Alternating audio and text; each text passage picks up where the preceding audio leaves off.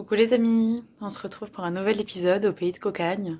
Ça y est, après des semaines de courses, de folie, un déconfinement et un espace-temps un peu étrange, qui est encore assez bizarre, on va dire ça comme ça, je vous retrouve aujourd'hui pour un nouvel épisode, pour vous transmettre dans un nouvel imaginaire, un imaginaire que j'aime beaucoup, et vous allez comprendre pourquoi. Et je pense qu'une des choses importantes dans notre vie, c'est de se reconnecter et de rester connecté à notre enfant intérieur. Si vous voulez en savoir un petit peu plus, vous pourrez regarder sur mon site internet aussi, que je mets en dessous de la vidéo. Et, hum, et en fait, tout ce qui est lié à nous, à l'être, à soi, est fondamental. Et là-dessus, j'ai envie de vous lire aujourd'hui le premier passage du Petit Prince, parce que bien entendu, je ne vais pas vous lire le livre en entier, n'est-ce pas? N'empêche que j'ai envie de vous donner envie de le lire pour celles et ceux qui l'ont pas lu, ou de le relire parce qu'il fait partie des livres intemporels qu'on peut lire toute notre vie, à tout âge, et qui nous marquent et qui nous parlent de différentes manières. Et il est vraiment fondamental.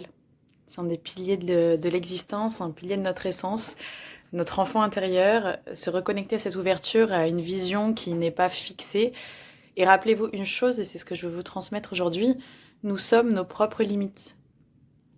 Et du coup, il n'y en a pas, si vous le décidez. C'est quoi une limite? Qui la met? Pourquoi? À vous de le décider, en fait. Je vais commencer par l'introduction du Petit Prince d'Antoine de Saint-Exupéry, qui dit la chose suivante et il fait une dédicace à Léon Werth, qui est la chose suivante. Je demande pardon aux enfants d'avoir dédié ce livre à une grande personne. J'ai une excuse sérieuse. Cette grande personne est le meilleur ami que j'ai au monde. J'ai une autre excuse. Cette grande personne peut tout comprendre, même les livres pour enfants. Et j'ai aussi une troisième excuse. Cette grande personne habite la France, où elle a faim et froid. Elle a bien besoin d'être consolée. Si toutes ces excuses ne suffisent pas, je veux bien dédier ce livre à l'enfant qu'a été autrefois cette grande personne. Toutes les grandes personnes ont d'abord été des enfants. Mais peu d'entre elles s'en souviennent. Donc je corrige ma dédicace à Léon Werth quand il était petit garçon. C'est vraiment cette invitation de rester ouvert, une invitation à l'ouverture, à l'être et à voir la vie avec toujours des nouvelles lunettes en permanence. Vous les choisissez, vos lunettes finalement. Pourquoi ne pas prendre des lunettes fantastiques qui vous permettent de voir des choses merveilleuses dans chaque petit bout de vie? Ne serait-ce qu'une feuille qui s'envole, la traversée de quelqu'un sur un passage piéton.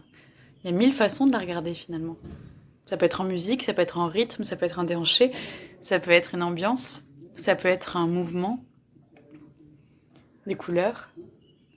Alors je vais commencer à vous lire l'histoire, un petit bout, juste l'introduction, pour vous lancer sur cette ouverture qui pour moi décrit pleinement le fait de ne pas se limiter.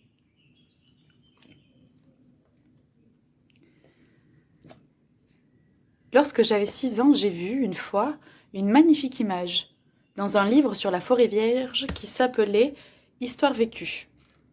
Cela représentait un boa qui avalait un fauve. Voilà la copie du dessin.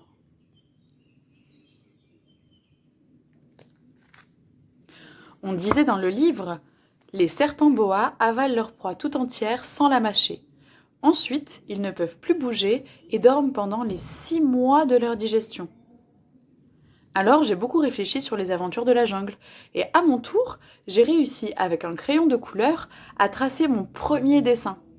Mon dessin numéro 1. Il était comme ça.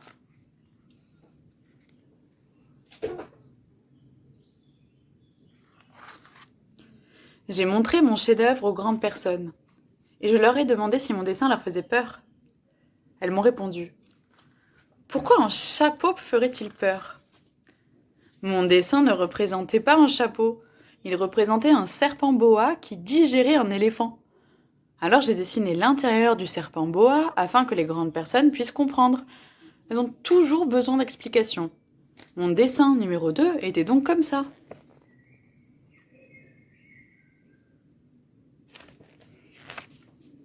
Les grandes personnes m'ont conseillé de laisser de côté les dessins de serpents boa ouverts ou fermés et de m'intéresser plutôt à la géographie, à l'histoire, au calcul et à la grammaire.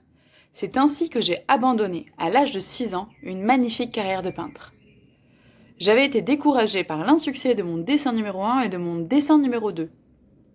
Les grandes personnes ne comprennent jamais rien toutes seules et c'est fatigant pour les enfants de toujours et toujours leur donner des explications. J'ai donc dû choisir un autre métier. J'ai appris à piloter des avions. J'ai volé un peu partout dans le monde. Et la géographie, c'est exact, m'a beaucoup servi. Je savais reconnaître du premier coup d'œil la Chine de l'Arizona. Et c'est très utile si l'on est égaré pendant la nuit. J'ai ainsi eu, au cours de ma vie, des tas de contacts avec des tas de gens sérieux. J'ai beaucoup vécu chez les grandes personnes. Je les ai vus de très près. Ça n'a pas trop amélioré mon opinion. Quand j'en rencontrais une qui me paraissait un peu lucide, je faisais l'expérience sur elle de mon dessin numéro 1, que j'ai toujours conservé. Je voulais savoir si elle était vraiment compréhensive. Mais toujours elle me répondait.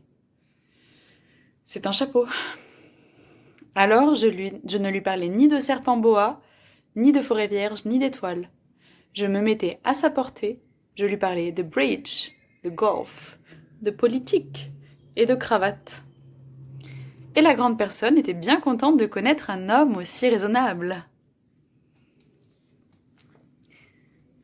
Je vous transmets ces quelques premières lignes du livre, qui est vraiment une ode et une invitation à vous permettre de rêver et aussi finalement de choisir votre, j'ai envie de dire votre réalité.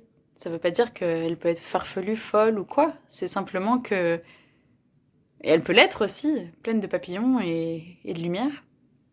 Mais c'est à vous de vous déconditionner finalement du carcan qu'on nous a mis et d'ouvrir vos ailes vers ce que vous voulez voir et comment vous voulez voir les choses. Et permettez-vous, osez regarder les choses d'une autre façon. Voyez l'éléphant dans le bois et pas que le chapeau. Sur ce, je vous fais des gros bisous. Je suis contente de vous retrouver. On va continuer avec une vidéo par semaine et on partira sur des messages assez forts sur la vie, sur l'être, sur la féminité, sur le masculin et sur soi.